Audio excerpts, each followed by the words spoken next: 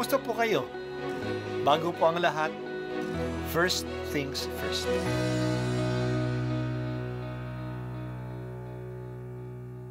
Good morning po. Sinisimulan po natin ngayon ang first things first.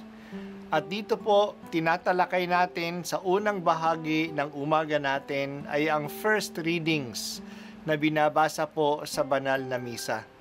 Ito pong tinatalakay natin kasi madalas po marami na tayong alam tungkol sa gospel readings. Pero konti po ang nagsasalita sa first readings. Pero ang first readings, bahagi din po yan ng Biblia, ng banal na kasulatan. Kaya susubaybayan po natin ang mga first readings, basahin po natin at kuminsan kailangan ng basahin ng 2 o 3 beses bago maintindihan kasi hindi po tayo familiar sa mga istorya at sa mga kaisipan na tinatalakay dito. Ang pagbasa mula sa mga gawa ng mga apostol. Noong mga araw na iyon, pagkatapos ng mahabang pagtatalo, tumindig si Pedro at sinabi sa mga apostol at sa matatanda, "Mga kapatid, nalalaman ninyo na noong nakaraang mga araw, hinirang ako ng Diyos upang ipangaral sa mga hentil ang mabuting balita at sila na may sumampalataya. At ang Diyos na nakasasaliksik ng puso ang nagpatotoo na tulad natin sila'y tinatanggap niya ng pagkalooban sila ng Espiritu Santo. Iisa ang tingin ng Diyos sa kanila't sa atin. Nilinis din niya ang kanilang puso sapagkat nanalig sila kay Hesukristo. Bakit ba marunong pa kayo sa Diyos? Bakit ninyo ipinapapasan sa mga alagad ang isang dalahing mabigat na hindi natin napasan ni ng ating mga magulang? Sumampalataya tayo at naligtas sa pamamagitan ng kagandahang loob ng Panginoong Hesus. Gayon din naman sila. Tumahimik ang buong kapulungan. Nakinig sila kina Bernabe at Pablo habang isinasalaysay nila ang kababalaghang ginawa ng Diyos sa mga hentil sa pamamagitan nila. Pagkatapos, si Santiago naman ang nagsalita, "Mga kapatid, pakinggan ninyo ako. Katatapos pa lamang isalaysay ni Simon ang unang pagkatawag ng Diyos sa mga hentil upang sila rin ay maging bayan niya, ayon sa hula ng mga propeta. Pagkatapos nito ay babalik ako at muli kong itatayo ang bumagsak na tahanan ni David. Muli kong ibabangon mula sa kanyang pagkaguho upang ang Panginooy hanapin ng ibang tao ng lahat ng bansang tinawag ko upang maging akin.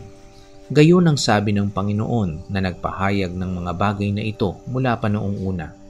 Kaya't ang pasya ko'y huwag nating ligaligin ang mga hentil na lumalapit sa Diyos. Sa halip, sulatan natin sila na huwag kakain ng anumang inihandog sa Diyos-Diyosan, huwag makikiapid, huwag kakain ng hayop na binigti at ng dugo, sapagkat mula pa ng unang panahon, ang kautusan ni Moises ay binabasa sa mga sinagoga tuwing araw ng pamamahinga at ipinangangaral ang kaniyang salita sa bawat bayan." Ang salita ng Diyos. Salamat sa Diyos. Malaya sa simbahan na mag-usap at mag-discern. Kaya matagal pinag-usapan sa Jerusalem ang issue na kinahaharap nila noon. Sino ba ang maaaring binyagan? Sino ba ang maliligtas? Kailangan ba muna na ituli ang isang bata o ang isang hindi Hudyo bago siya mabinyagan? O sapat na ba na manampalataya lang kay Kristo para maging Kristiyano? Nakasalalay sa sagot sa mga tanong na ito kung ang simbahan ba ay isang branch lang ng Judaism o isa na itong talagang relihiyon na nagsimula sa mga Hudyo pero hindi lang para sa mga Hudyo ngunit para sa lahat ng mananampalataya. Hindi naman palagi nagdidiskusyon. Kailangan ding magkaroon ng desisyon. Ang nagbigay ng desisyon ay ang mga leaders. Una si Pedro at pagkatapos si Santiago na siyang kinikilala na leader sa simbahan sa Jerusalem. Si Pedro ang kilalang leader ng lahat ng mga Kristiyano at si Santiago ang pinsan ni Jesus, ang leader ng simbahan sa Jerusalem. Paano siya nakapag-decide? Binalikan nila ang kanilang karanasan at binilikan nila ang banal na kasulatan. Binalikan ni Pedro ang karanasan niya sa Cesarea noong mabinyagan ang buong sambayanan ng isang Roman official na si Cornelio, isang pagano. Pinakita doon ang kalooban ng Diyos sa pagbaba ng Espiritu Santo sa pagan household ni Cornelio.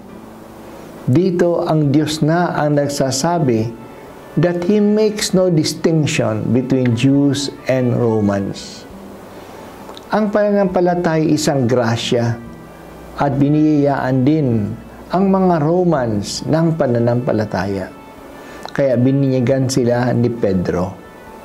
Kaya para sa kanya, hindi kailangang ipataw pa sa mga hindi Hudyo ang mga gawain ng mga Hudyo na pati sila mismo ay hindi nga nila nagagampanan. Pagkatapos, ikinuwento ni Bernabe at ni Pablo ang mga himala na ginawa ng Diyos para sa mga Gentiles sa pamamagitan nila. Marami talagang mga hindi Hudyo ang naniwala kay Kristo at sumama sa bagong pananampalataya. Ganon din ang pahayag ni Santiago, pero may detalye siya. Nakita niya mula sa mga propeta ang pahayag ng Diyos na gagawa ang Diyos ng mga kababalaghan upang ang bagong bayan na kasama na ang mga Gentiles ay magpuri at dadakila sa Diyos. Ang kanyang reasoning naman ay nanggaling sa banal na kasulatan. Kaya isusulat nila ang kanilang desisyon at ipadadala iyon sa mga representatives nila. Nakalagay doon na hindi na nila i-require ang mga hindi Hudyo na magpatuli muna. Iiwas lang sila sa mga gawaing nakasuklam-suklam sa mga Hudyo para lang igalang sila. Mahalaga ang desisyong ito ng Council of Jerusalem. Ito ang naging daan upang lalong kumalat ang pananampalataya. Naging bukas na ang kaligtasan para sa lahat. Ang kaligtasan ay hindi na nakatali sa isang lahi lang. Kahit na maliwanag na nagdesisyon, pero matagal pa ang struggle ni San Pablo upang ito'y matanggap ng mga Hudyo. Kaya ang isyu ng pagtutuli sa mga hindi Hudyo ay laman pa rin ng mga liham ni Pablo, lalo na ang liham niya sa mga taga-Galacia at sa mga taga-Roma. Aktibo pa rin ang mga Judaizers, ang mga Hudyong Kristiyano, sa pagigiit na kailangan pa rin ituli ang mga Griego para sila maligtas ni Jesucristo. Ang paninindigan ni Pablo ay ang kaligtasan ay isang biyaya na binigay ng Diyos sa pamamagitan ng ating pananampalataya na si Jesus ay namatay at muling nabuhay para sa atin. Ang kaligtasan ay hindi bunga ng ating pagsunod sa batas ni Moises. Hindi bunga ng ating kagalingan, ng ating pagkilos, ngunit bunga ng grasya ng Diyos. Si Jesus ang tanging tagapagligtas at hindi ang batas ni Moises. Salamat o Madal na Espiritu sa iyong paggagabay sa simbahan noon na ang kaligtasan ay isang biyaya na bukas para sa lahat. Hanggang ngayon o Banal na Espiritu, ginagabayan mo kami na tanggapin ang lahat ng tao ang pananampalataya kay Jesus. Bigyan mo rin kami ng kabukasan na sila ay tanggapin ng may pagmamahal.